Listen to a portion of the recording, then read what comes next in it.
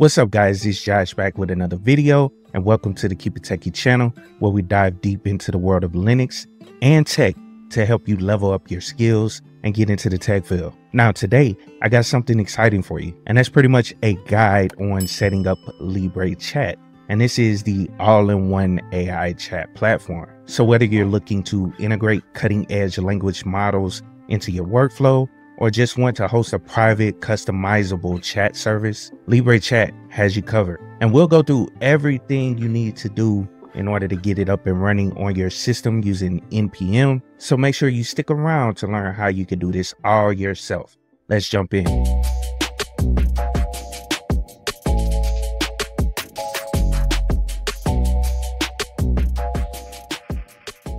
All right, so let's kick things off with a quick overview of what LibreChat is all about and why you might want to use it. And I'm currently at LibreChat.ai. This is the main website for LibreChat. And then you can also go check out their GitHub page, which has a lot of information as well. And then you can look at the actual application. It has a MIT license, is free and open source for anyone to use. But back to LibreChat.ai. So like I stated a few seconds ago, it is a free and open source AI chat platform that brings together the latest advancements in AI technology. It's designed to empower you by harnessing the capability of multiple AI language models from providers like OpenAI, Azure, Anthropic, Google, and more. And it's all done within a unified interface. So why should you use LibreChat? Well, for starters, it's open source and completely free. That means you can modify and distribute it without any restrictions or subscriptions. Plus, it supports a wide range of AI providers, allowing you to switch between different models and leverage their unique capabilities. It's like having all the AI power you need in one place. Now, LibreChat is also highly customizable and extensible. With this modular design, you can create and share custom presets, integrate plugins, and even contribute to project development. And also for the multilingual folks out there, the user interface is available in multiple languages, making it accessible to a global audience. Now, LibreChat is also perfect for businesses, as well as educators, developers, and anyone interested in creating a private, customizable, and powerful AI chat experience. So let's say you're running a small business or a community group, or just want a personal chat space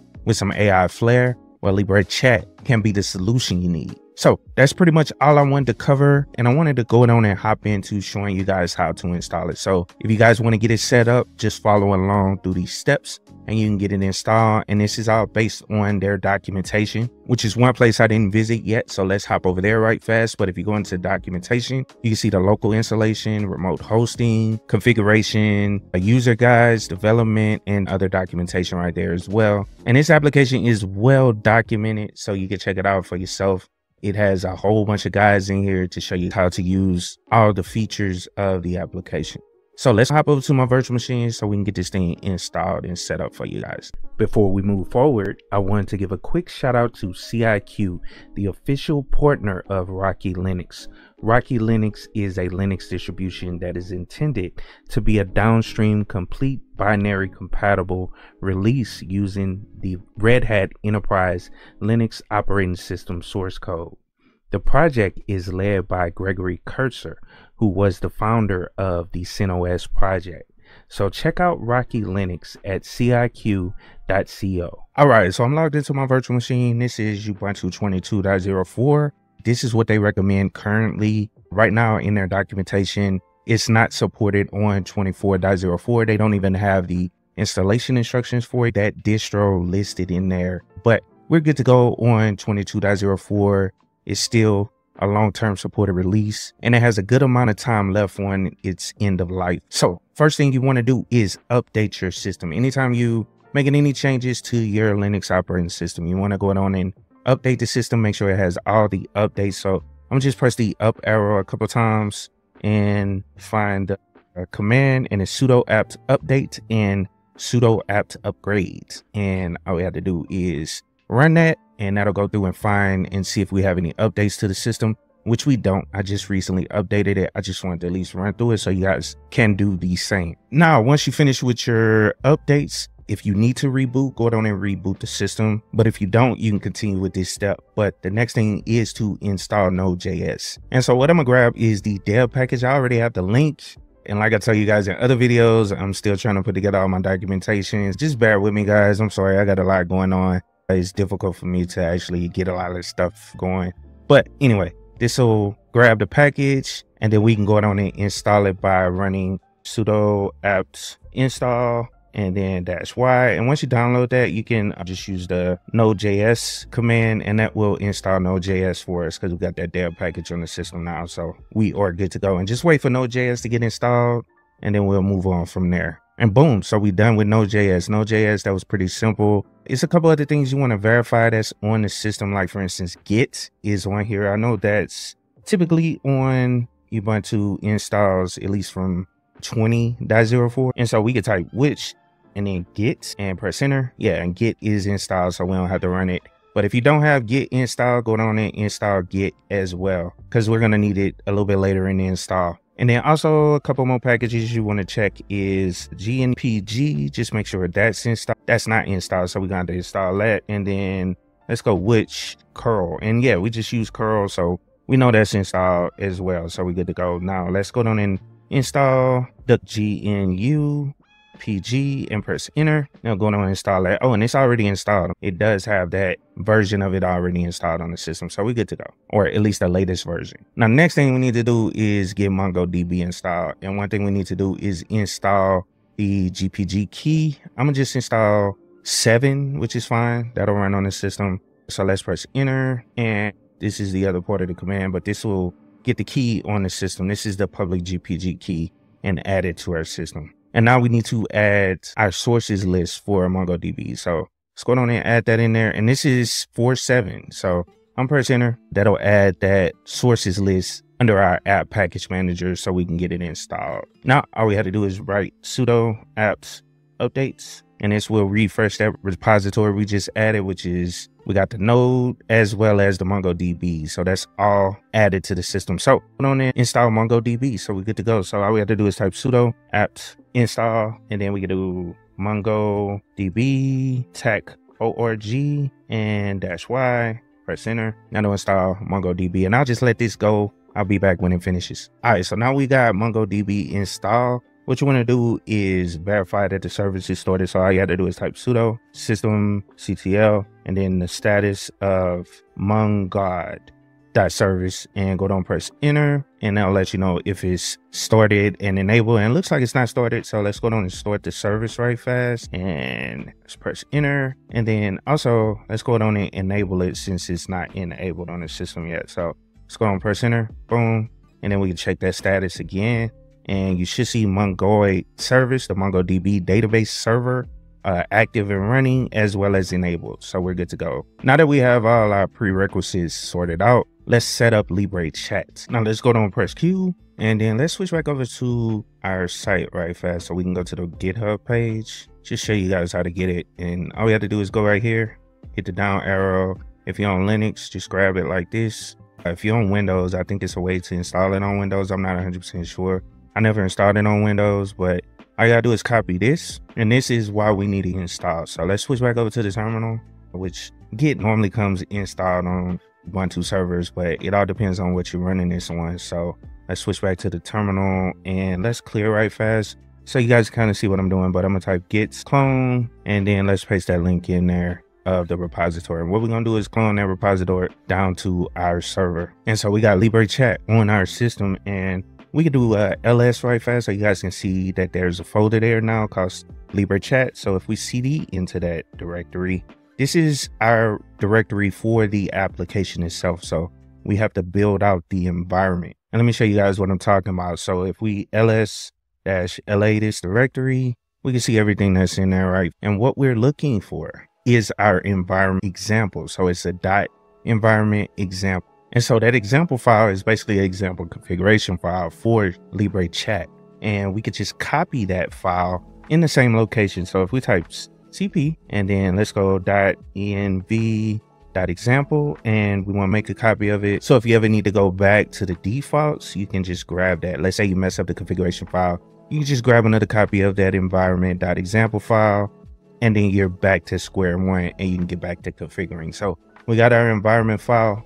Now, one thing we need to change in that environment file, we need to find out what the Mongo instance URI is. Now, if you're using like a cluster, then it's a different way to actually get it. Let's say you have to go into like Mongo Atlas, and then you can go in there and get your connections for a particular application, copy that connection string, and then provide it to the server and all that good stuff. But the local MongoDB instance, which what we're using, we have Mongo running on this exact same server, is localhost, and then the port is 27017. So we need to put that into our environment file. So all you have to do is use whatever text editor you want to use. I'm gonna use Nano, but we're gonna go into that environment file. So .env, press enter. And like I said, this is a default configuration for it. And if you go down here, you'll see that the Mongo URL is already there for a local setup. So that is the URI. Now, since this server will be accessed from other computers on my network, I want to go and change the host name. You can change it to whatever you want. I'm gonna just put the IP address of this server in there, and it's 192.168.10.214, and the port for our server will be 3080. And that's all we pretty much have to change here. We don't have to change anything else, but they do have a whole bunch of options in here you can go through and modify if you want to. Just read the notes and it'll kind of explain what everything is for you. There's permissions, all kind of stuff, proxies, a couple different settings in here for you. So let's go on and save it. We're going to save those changes. Press Y for yes, press enter, boom, good to go. Now we got it pretty much configured, but it's a couple other things you want to do. Like for instance, if you want this to run on your server, you know, unattended, then you may want to create a service. And what I typically do is create a service account whenever I do this. So I'm gonna walk you guys through that right fast. We're just gonna create a quick service account. So sudo add user, and then tac system is gonna be a system account, and then tac group, and then LibreChat. We're gonna name it LibreChat. That'll be the account name. And let me just double check my command. So sudo add user, system, and group, and LibreChat. Okay, cool. So it's pretty much all you have to do. Type in your sudo password, and it's going to create everything for that service account. Now let's go down and ls out of this directory, because that's one thing, or actually cd out of this directory right fast, because what we're going to do is move it. I want to put it in a general location so that any account can access it, but we're going to lock it down. We're going to make the LibreChat owner as the owner of that directory. So all we have to do is type sudo move, and what we're going to do is move the LibreChat directory. We want to remove that directory under opt. So let's go on and create and we actually I want to change it. I'm gonna just make it with the lowercase, so LibreChat, and that's all we got to do. Press enter. That'll drop it over there under our opt directory. Now what we want to do is change the ownership of that directory, and so all you have to do is type sudo chown and then -r for recursive. This will catch all the files underneath that directory, and we want to change the ownership to LibreChat and then the group to LibreChat. That way it is the sole owner. That service account is the sole owner of this directory and all the files in it. So let's go LibreChat and press enter, and that will change the ownership for us right fast. Now that we got our directory over there, let's go down and install the dependencies for LibreChat. And what you want to do is run this command using the LibreChat service account. That's the best way to do it, and I'll show you guys how to do that. Now let's go down and cd to that directory right fast under ops. So let's type /ops and then LibreChat and press enter, and we're under there. So what you want to do is install the dependencies for LibreChat, and you want to run them using the service account. That way everything is installed by the service account, at least on this side of LibreChat. And so all you have to do is type sudo, and I don't know if you guys knew you could do this, but you can run sudo as a different user. So you can type sudo -u to specify the user, and then let's do chats, and then what you want to do is type npm and then ci and press enter, and this will install all our dependencies within there, and it will be using this LibreChat service account. And just let this run. You may see a couple warnings, but don't worry about it. It'll install all the dependencies that it needs for the system. All right, cool. So all the dependencies are met for our server.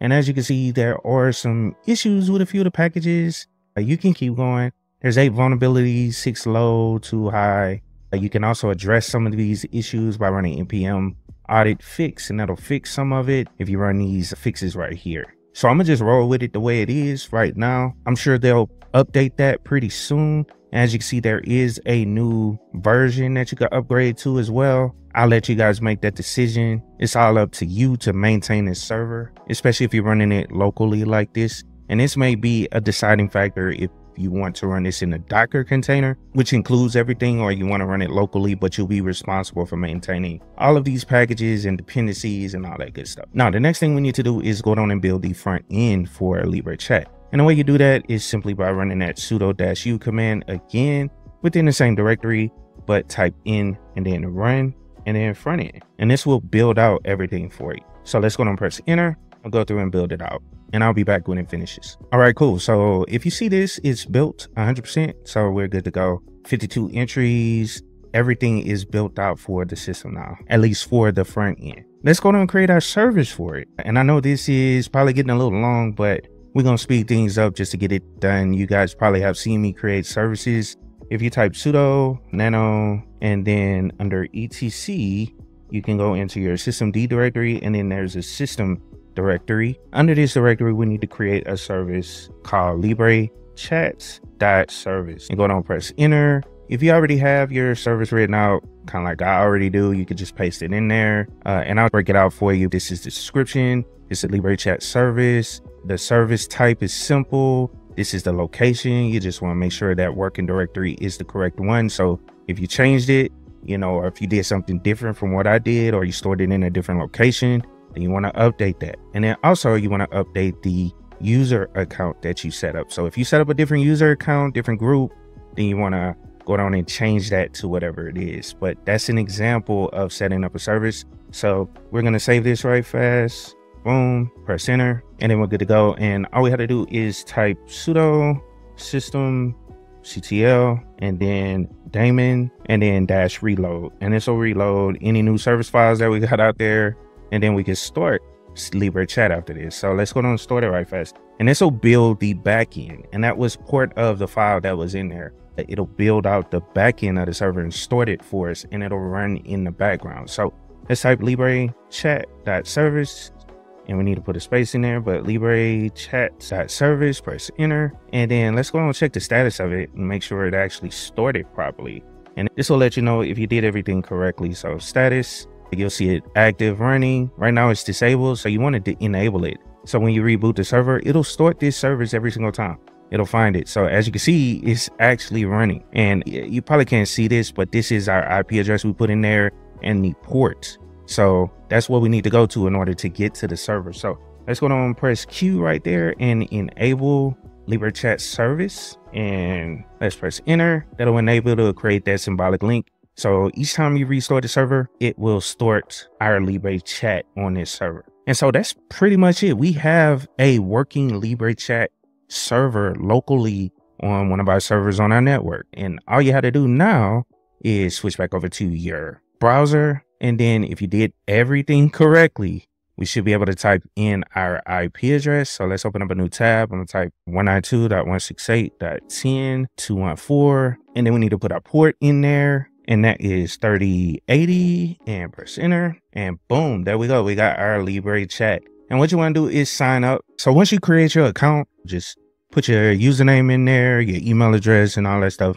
And just so you guys know, it's all stored locally on the server. Not to worry about your information being stored anywhere, but it'll redirect you back to the login page, and you just log in, and boom, here we go. Right here, this is our LibreChat server. As you can see, you already have access to LLMs. Like right now, this is OpenAI, and this is GPT-4 Mini. There's a couple others in here. So GPT-4o, ChatGPT-4, and you can go through here and look at all these. But one of the other cool things I want to show you guys, you can go ahead and use Assistant, but you have to set up the API key. Then Google, you have to set up the API key for that as well.